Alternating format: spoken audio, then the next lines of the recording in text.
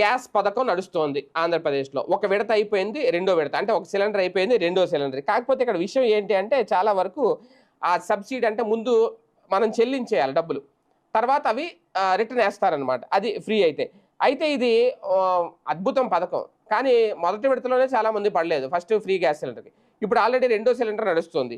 ఇప్పుడు కూడా పడలేదు. తాజాగా విశాఖలో కొంతమంది మహిళలు రోడ్డెక్కారు. ప్రభుత్వం చెబుతున్నది ఒకటి, జరుగుతున్నది మరొకటి అని ఆందోళన వ్యక్తం చేశారు. ప్రత్యేకించి వంట గ్యాస్ సబ్సిడీ విషయంలో మహిళలు తీవ్ర ఆగ్రహంతో ఉన్నారు.